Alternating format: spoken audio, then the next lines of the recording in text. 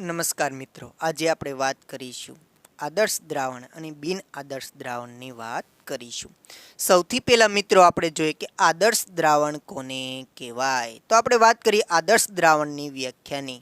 તો કે જે દ્રાવણો કોઈપણ તાપમાને અને કોઈપણ સાંદ્રતાએ રાઉલ્ટના નિયમનું પાલન કરતા હોય તો તેવા દ્રાવણને આદર્શ દ્રાવણ તરીકે ઓળખવામાં આવે છે. આદર્શ દ્રાવણ એટલે જે દ્રાવણો કોઈપણ સાંદ્રતાએ અને કોઈપણ તાપમાને રાઉલ્ટના નિયમનું પાલન કરતા હોય તો તેવા દ્રાવણને આદર્શ દ્રાવણ તરીકે ઓળખવામાં આવે છે. તો મિત્રો આપણે જોઈએ એની વ્યાખ્યા. સૌથી પહેલા આપણે જોઈએ આદર્શ દ્રાવણો.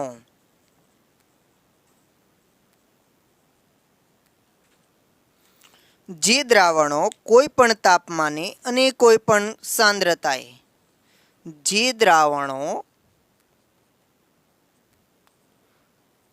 કોઈપણ તાપમાને અને કોઈપણ સાંદ્રતાએ રાઉલ્ટના નિયમનું પાલન કરતા હોય તો તેવા દ્રાવણને આદર્શ દ્રાવણ તરીકે ઓળખવામાં આવે છે.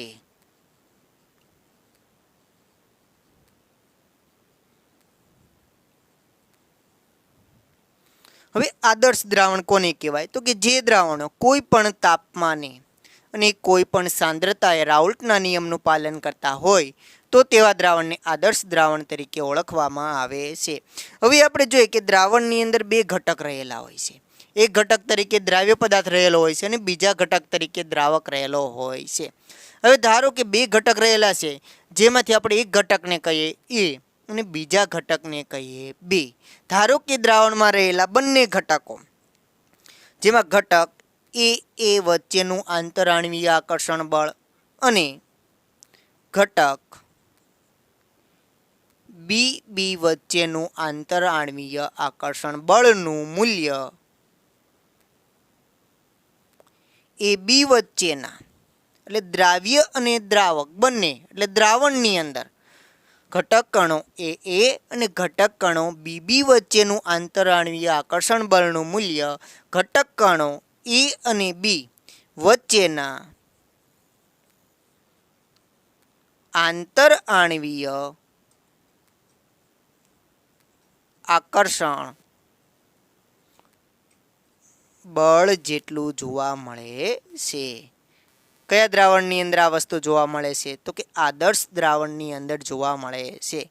જેની આદર્શ દ્રાવણની અંદર આગળ આપણે વાત કરીએ તો આપણે કહી શકાય કે આદર્શ દ્રાવણમાં જે દ્રાવણ છે એટલે મિક્સચર એટલે દ્રાવણનું કદ તો એનું મૂલ્ય જોવા મળે છે 0.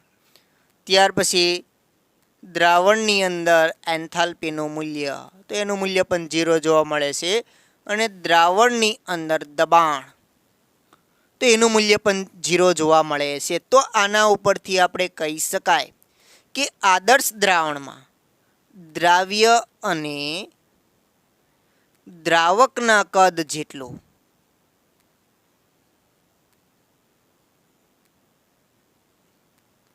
દ્રાવણનું કદ જોવા મળે છે. આદર્શ દ્રાવણની અંદર દ્રાવ્ય અને દ્રાવકના કદ જેટલું જ દ્રાવણનું કદ જોવા મળે છે, જેના કરતાં વધારે કે ઓછું જોવા મળતું નથી. તેવા દ્રાવણને કયા દ્રાવણ તરીકે ઓળખવામાં આવે છે? આદર્શ દ્રાવણ. ત્યાર પછી આદર્શ દ્રાવણમાં એન્થાલ્પીનું એટલે ઉર્જાનું શોષણ કે ઉત્સર્જન થતું નથી. આદર્શ દ્રાવણમાં ઉષ્મા ક્ષેપક કે ઉષ્મા શોષક પ્રક્રિયા જોવા મળતી નથી.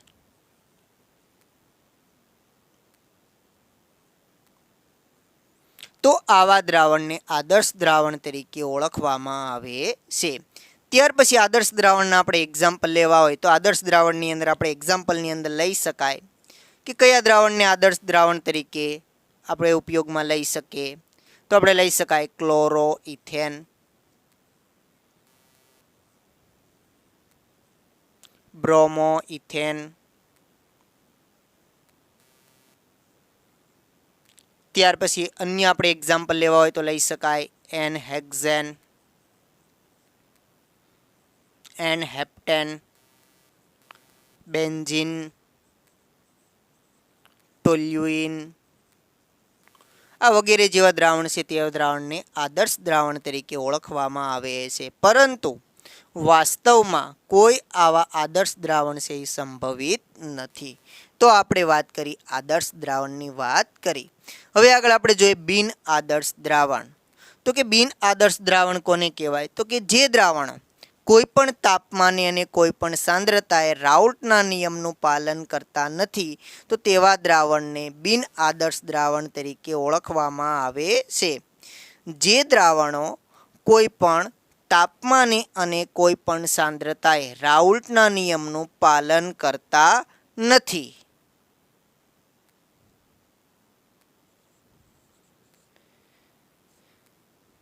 તો તેવા દ્રાવણોને બિન આદર્શ દ્રાવણ તરીકે ઓળખવામાં આવે છે. જે દ્રાવણો કોઈ પણ તાપમાને અને કોઈ પણ સાંદ્રતાએ રાઉલ્ટના નિયમનું પાલન કરતા નથી તો તેવા દ્રાવણને બિન આદર્શ દ્રાવણ તરીકે ઓળખવામાં આવે છે. તો આ મિત્રો આપણે વાત કરી બિન આદર્શ દ્રાવણની. ત્યાર પછી બિન આદર્શ દ્રાવણની અંદર ઘટક કણો આપણે જોયું કે દ્રાવણની અંદર બે ઘટક કણો જોવા મળે છે. એક જોવા મળે છે દ્રાવ્ય અને બીજું જોવા મળે છે દ્રાવક. તો કે દ્રાવણમાં રહેલા ઘટક કણો કે એ અને ઘટક કણ બીબી વચ્ચેનું આંતરઆણ્વીય આકર્ષણ બળનું મૂલ્ય એ અને બી વચ્ચેના આંતરઆણ્વીય આકર્ષણ બળના મૂલ્ય કરતાં વધારે અથવા તો ઓછું જોવા મળે છે. જેની અંદર એ બી વચ્ચેનું આંતરઆણ્વીય આકર્ષણ બળનું મૂલ્ય એ અને ઘટક કણ બીબી કરતાં વધારે કે ઓછું જોવા મળે છે. આ વસ્તુ આપણને જોવા મળે છે બિન આદર્શ દ્રાવણની અંદર. ઘટક કણ એ અને ઘટક કણ બીબી કરતાં ઘટક કણો એ અને બી વચ્ચેનું આંતરઆણ્વીય આકર્ષણ બળનું મૂલ્ય વધારે અથવા તો ઓછું હોઈ શકે બિન આદર્શ દ્રાવણની અંદર. ત્યાર પછી આપણે આગળ જોઈએ બિન આદર્શ દ્રાવણમાં. તો કે બિન આદર્શ દ્રાવણની અંદર કદ, એન્થાલ્પી અને દબાણનું મૂલ્ય 0 જોવા મળતું નથી. બરોબર છે, ચોક્કસ જોવા મળતું નથી. તો આપણે કહી શકાય આદર્શ દ્રાવણમાં દ્રાવ્ય અને દ્રાવકના ઘટક કણો જેટલું દ્રાવણનું કદ જોવા મળતું નથી જેટલું દ્રાવણનું કદ જોવા મળતું નથી. તેના કરતાં દ્રાવણનું કદ વધારે અથવા તો ઓછું હોઈ શકે. બિન આદર્શ દ્રાવણમાં દ્રાવ્ય અને દ્રાવકના ઘટક કણો જેટલું દ્રાવણનું કદ જોવા મળતું નથી. એના કરતાં વધારે હોય છે કાં તો કે એના કરતાં ઓછું જોવા મળે છે. કેની અંદર? તો કે બિન આદર્શ દ્રાવણની અંદર. ત્યાર પછી આદર્શ દ્રાવણની અંદર રાસાયણિક પ્રક્રિયા ઉષ્મા શોષક પણ હોઈ શકે કે ઉષ્મા ક્ષેપક પણ રાસાયણિક પ્રક્રિયા જોવા મળે છે. બિન આદર્શ દ્રાવણમાં રાસાયણિક પ્રક્રિયા છે ઉષ્મા ક્ષેપક અથવા તો ઉષ્મા શોષક પ્રકારની રાસાયણિક પ્રક્રિયા જોવા મળે છે. તો આવા દ્રાવણને બિન આદર્શ દ્રાવણ તરીકે ઓળખવામાં આવે છે. બિન આદર્શ દ્રાવણ એટલે જે દ્રાવણો કોઈ પણ તાપમાને અને સાંદ્રતાએ રાઉલ્ટના નિયમનું પાલન કરતા નથી તો તેવા દ્રાવણને બિન આદર્શ દ્રાવણ તરીકે ઓળખવામાં આવે છે. અને બિન આદર્શ દ્રાવણની અંદર ઘટક કણો એ અને ઘટક કણ બીબી વચ્ચેનું આંતરઆણ્વીય આકર્ષણ બળનું મૂલ્ય એબીના મૂલ્ય કરતાં વધારે અથવા તો ઓછું હોઈ શકે. બરોબર છે. ત્યાર પછી કદ, એન્થાલ્પી કે દબાણનું મૂલ્ય અચળ જોવા મળતું નથી. એના કરતાં વધારે અથવા તો ઓછું જોવા મળે છે. તો આવા દ્રાવણને બિન આદર્શ દ્રાવણ તરીકે ઓળખવામાં આવે છે. હવે આપણે જોઈએ બિન આદર્શ દ્રાવણના એક્ઝામ્પલ. કે બિન આદર્શ દ્રાવણની અંદર આપણે કયા કયા દ્રાવણનો સમાવેશ કરી શકાય. તો એક્ઝામ્પલ તરીકે આપણે લઈએ બિન આદર્શ દ્રાવણની અંદર તો કે એસિટોન, ઇથેનોલ, ત્યાર પછી એસિટોન, ફિનોલ, કાર્બન ડાયસલ્ફાઇડ, ત્યાર પછી આગળ જોઈએ ફિનોલ, એનિલિન. આ જે દ્રાવણ છે બધા કેના એક્ઝામ્પલ છે? બિન આદર્શ દ્રાવણના એક્ઝામ્પલ છે. તો આ આપણે વાત કરી મિત્રો બિન આદર્શ દ્રાવણની આપણે વાત કરી. હવે આગળ જોઈએ કે બિન આદર્શ દ્રાવણની અંદર બે પ્રકારના આગળ આપણને દ્રાવણ જોવા મળે છે. કયા? કે આ દ્રાવણની અંદર બે પ્રકારના વિચલન થાય છે. એક આપણને જોવા મળે છે ધન વિચલન અને બીજું આપણને જોવા મળે છે ઋણ વિચલન. તો હવે આગળ આપણે જોઈએ કે બિન આદર્શ દ્રાવણની અંદર જોવા મળતું ધન વિચલન અને ત્યાર પછી આપણે ઋણ વિચલનની વાત કરીએ. તો સૌથી પહેલા આપણે જોઈએ બિન આદર્શ દ્રાવણમાં ધન વિચલન. સૌથી પહેલા મિત્રો આપણે વાત કરીએ બિન આદર્શ દ્રાવણની અંદર જોવા મળતું ધન વિચલનની આપણે વાત કરીએ. હવે સૌથી પહેલા આપણે જોઈએ બિન આદર્શ દ્રાવણમાં ધન વિચલનની વ્યાખ્યા. તો કે રાઉલ્ટના નિયમ દ્વારા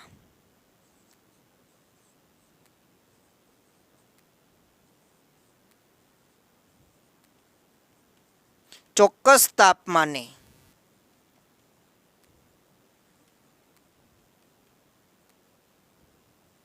રજૂ કરેલા બાષ્પ દબાણ કરતા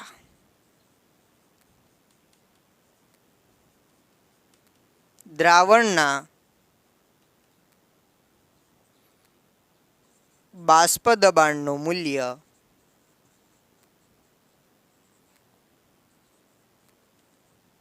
વધુ જોવા મળે તો તેવા દ્રાવણમાં ધન વિચલન જોવા મળે છે. કે રાઉલ્ટના નિયમ દ્વારા ચોક્કસ તાપમાને રજૂ કરેલા બાષ્પ દબાણ કરતા જે દ્રાવણનું બાષ્પ દબાણનું મૂલ્ય વધુ જોવા મળે તો તેવા દ્રાવણની અંદર આપણને ધન વિચલન જોવા મળે છે. હવે આગળ આપણે વાત કરીએ આવા દ્રાવણની અંદર આપણે આગળ ચર્ચા કરીએ કે જે દ્રાવણ જોવા મળે છે દ્રાવણની અંદર આપણે જોઈએ કે બે ઘટક કણો દ્રાવ્ય અને દ્રાવક જેની અંદર આપણે જોઈએ તો કે ઘટક કણો એ અને ઘટક કણ બી વચ્ચેનું જે આંતરાણવીય આકર્ષણ બળનું મૂલ્ય જોવા મળે છે જે એ બીના આંતરાણવીય આકર્ષણ બળના મૂલ્ય કરતાં વધારે જોવા મળે છે. અથવા તો આપણે કહી શકાય ઘટક કણો એ અને ઘટક કણ બી વચ્ચેનું આંતરાણવીય આકર્ષણ બળનું મૂલ્ય એ બીના મૂલ્ય કરતાં વધારે જોવા મળે છે. અથવા તો એ બીનું મૂલ્ય છે જે ઘટક કણ એ અને ઘટક કણ બીના મૂલ્ય કરતાં કેવું જોવા મળે છે? ઓછું જોવા મળે છે. કયા દ્રાવણની અંદર? તો કે બિન આદર્શ દ્રાવણની અંદર, જેની અંદર ખાસ કરીને કયું વિચલન જોવા મળે છે? ધન વિચલન જોવા મળે છે. બરોબર છે. એટલે આની અંદર જે બોન્ડ બને છે કે દ્રાવ્ય અને દ્રાવક બે ઘટક કણોને ભેગા કરવામાં આવે જે દ્રાવક વચ્ચે જે બોન્ડ હોય જે હાઇડ્રોજન બોન્ડ બને છે બોન્ડ પ્રબળ જોવા મળે છે. પરંતુ આ દ્રાવ્ય અને દ્રાવક બંને અને ભેગા કરવામાં આવે જે દ્રાવણ બનાવવામાં આવે જે દ્રાવણ વચ્ચે જે હાઇડ્રોજન બોન્ડ જોવા મળે છે એના વચ્ચેનું આંતરાણવીય આકર્ષણ બળનું મૂલ્ય છે એ આ બંને કરતાં દ્રાવણની અંદર કેવું જોવા મળે છે કે તો કે નબળું જોવા મળે છે. તો એની અંદર કયું વિચલન જોવા મળે છે? તો કે ધન વિચલન જોવા મળે છે. તો ધન વિચલનની અંદર આપણે જોઈએ એનો ચાર્ટ કે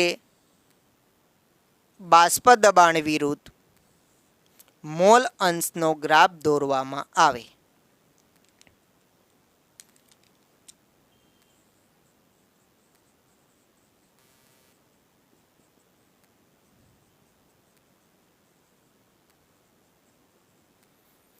બાષ્પ દબાણ વિરુદ્ધ મોલ અંશનો ગ્રાફ દોરવામાં આવે તો તે ગ્રાફ છે આપણને આવા પ્રકારનો મળી આવે છે જેની અંદર આપણે જોઈએ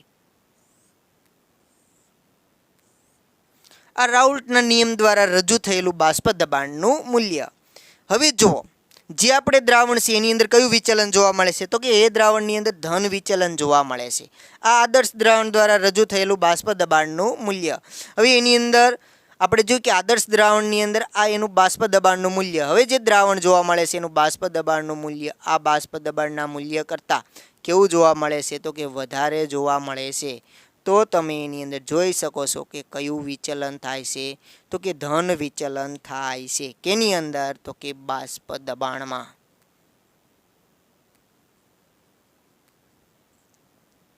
તો આપણે કહી શકાય કે જે દ્રાવણ છે એના કરતાં જે રાઉલ્ટના નિયમ દ્વારા જે રજૂ થયેલા બાષ્પ દબાણ કરતાં આપેલ બાષ્પ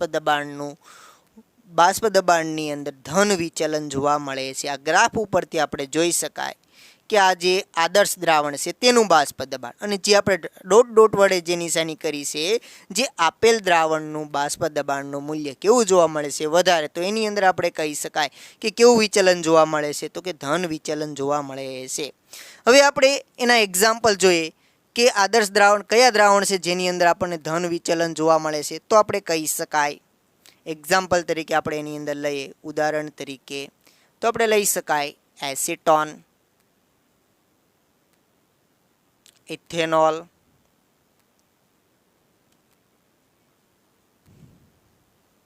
એસિટોન અને કાર્બન ડાઇસલ્ફાઇડ.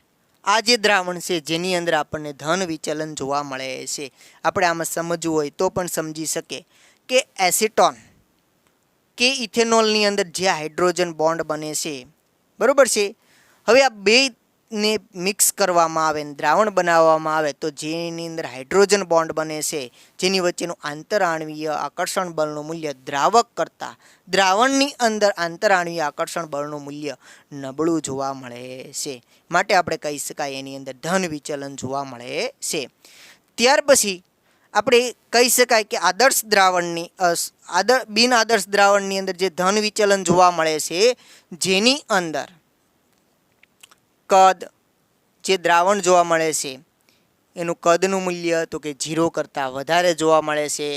દ્રાવણની અંદર એન્થાલ્પી તો એનું મૂલ્ય પણ 0 કરતાં વધારે જોવા મળે છે. અને જે બાષ્પ દબાણનું મૂલ્ય છે દ્રાવણની અંદર તેનું મૂલ્ય પણ આપણને 0 કરતાં વધારે જોવા મળે છે. તો આપણે લખી શકાય કુલ બાષ્પ દબાણ જે બંને ઘટક કણોના બાષ્પ દબાણના મૂલ્ય કરતાં કેવું જોવા મળે છે? તો કે વધારે જોવા મળે છે. કયા દ્રાવણની અંદર? તો કે બિન આદર્શ દ્રાવણની અંદર. તો આ આપણે વાત કરી બિન આદર્શ દ્રાવણમાં જોવા મળતું ધન વિચલન. હવે આગળ આપણે વાત કરીએ બિન આદર્શ દ્રાવણની અંદર જોવા મળતા ઋણ વિચલનની આપણે વાત કરીએ.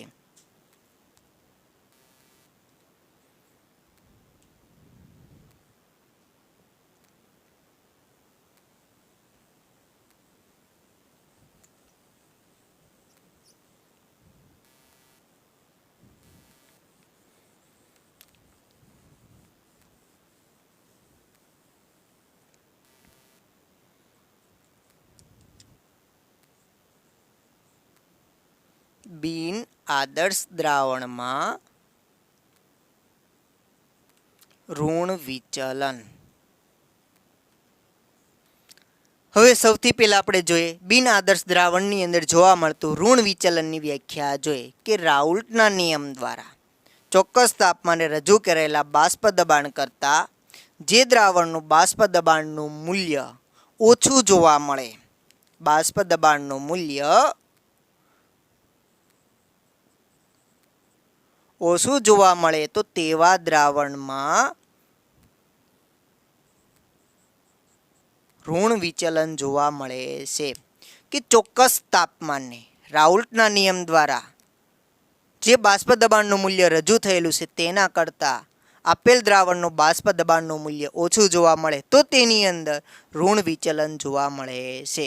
હવે ઋણ વિચલનની અંદર આપણે જોઈએ કે જેના ઘટક કણો વચ્ચેનું આંતરાણવીય આકર્ષણ બળની આપણે વાત કરીએ તો કે ઘટક કણો એ અને ઘટક કણો બી કરતાં દ્રાવણમાં રહેલા ઘટક કણો એ અને બીનું આંતરઆણવીય આકર્ષણ બળનું મૂલ્ય વધારે જોવા મળે છે.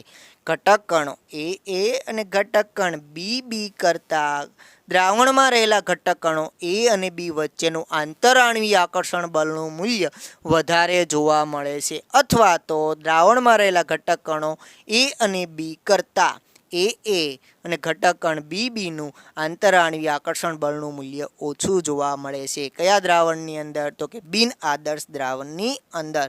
હવે આપણે બિન આદર્શ દ્રાવણની અંદર બાષ્પ દબાણ વિરુદ્ધ મોલ અંશનો ગ્રાફ દોરવામાં આવે તો એના અંદર આપણે જોઈ શકાય છે કે આપેલ દ્રાવણની અંદર ઋણ વિચલન જોવા મળે છે. તો હવે આપણે ગ્રાફની અંદર જોઈએ કે બાષ્પ દબાણ વિરુદ્ધ મોલ અંશનો ગ્રાફ દોરવામાં આવે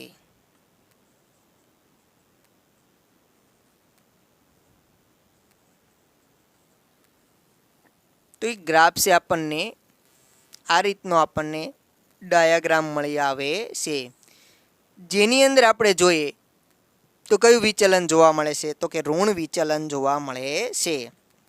કે આદર્શ દ્રાવણ દ્વારા રજૂ થયેલો બાષ્પ દબાણનું મૂલ્ય તેના દ્વારા આપેલ જે દ્રાવણ છે તેનું બાષ્પ દબાણની અંદર એનું મૂલ્ય કેવું જોવા મળે છે? તો કે ઓછું જોવા મળે છે. માટે આપણે કહી શકાય કે આપેલ દ્રાવણનું જે મૂલ્ય છે એને આપણે ડોટ વડે દર્શાવવામાં આવે છે. તો આના ઉપરથી આપણે સરળતાથી સમજી શકીએ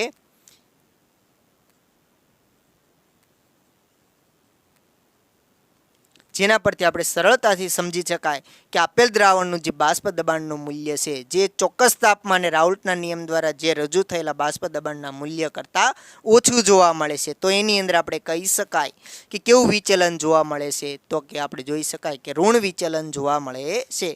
ત્યાર પછી આગળ આપણે વાત કરીએ બિન આદર્શ દ્રાવણની અંદર કે જેની અંદર દ્રાવણનું કદનું મૂલ્ય 0 કરતાં ઓછું જોવા મળે છે. ત્યાર પછી દ્રાવણની એન્થાલ્પી એ પણ 0 કરતાં ઓછી જોવા મળે છે. અને ત્યાર પછી દ્રાવણની અંદર જેનું દબાણનું મૂલ્ય છે તે પણ 0 કરતાં ઓછું જોવા મળે છે. અને કુલ બાષ્પ દબાણ છે જે ઘટક કણ P1 અને P2ના બાષ્પ દબાણ કરતાં એનું મૂલ્ય પણ ઓછું જોવા મળે છે. હવે આગળ આપણે જોઈએ કે બિન આદર્શ દ્રાવણના આપણે એક્ઝામ્પલ લેવા હોય તો બિન આદર્શ દ્રાવણની અંદર આપણે લઈ શકાય ઉદાહરણ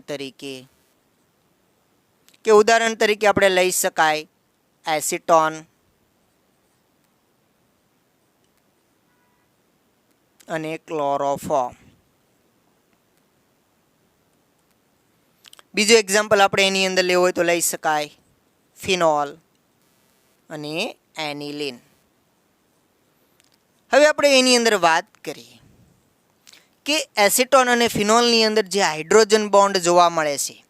હવે આ બંને દ્રાવણને મિક્સ ભેગા કરવામાં આવે એટલે દ્રાવણની અંદર જે હાઇડ્રોજન બોન્ડ બને છે તેનું મૂલ્ય એસિટોન અને ક્લોરોફોર્મમાંના હાઇડ્રોજન બોન્ડ કરતાં વધારે પ્રબળ જોવા મળે છે. બરોબર, એને કારણે એની અંદર કયું વિચલન થાય છે? ધન વિચલન થાય છે. હવે આપણે એની વાત કરીએ કે એસિટોન આપેલ બંધારણ છે જે એસિટોનનું જોવા મળે છે. હવે ક્લોરોફોર્મ તો જેનું આપણે બંધારણ લઈએ CHCl3. હવે જો આ બંને પરમાણુ વચ્ચે કયા બોન્ડનું નિર્માણ થાય છે? તો કે હાઇડ્રોજન બોન્ડનું નિર્માણ થાય છે. તો એસિટોન અને ક્લોરોફોર્મની સાપેક્ષમાં જે આ દ્રાવણ છે તેની અંદર આ હાઇડ્રોજન બોન્ડ છે જે પ્રબળ જોવા મળે છે. બોન્ડ પ્રબળ હોય એટલે એના વચ્ચેનું આંતરઆણવીય આકર્ષણ બળનું મૂલ્ય કેવું જોવા મળે છે? વધારે જોવા મળે છે. માટે આપણે કહી શકાય કે આપેલ દ્રાવણની અંદર કેવું વિચલન જોવા મળે છે? ઋણ વિચલન જોવા મળે છે. કારણ કે દ્રાવ્ય અને દ્રાવકની સાપેક્ષમાં દ્રાવણની અંદર જે હાઇડ્રોજન બોન્ડ જોવા મળે છે એ બોન્ડ છે એ પ્રબળ જોવા મળે છે. તો મિત્રો આપણે આજના લેક્ચરની અંદર આદર્શ અને બિન આદર્શ દ્રાવણની વાત કરી. બાકીનું આપણે જોઈશું નેક્સ્ટ લેક્ચરની અંદર. Thank you.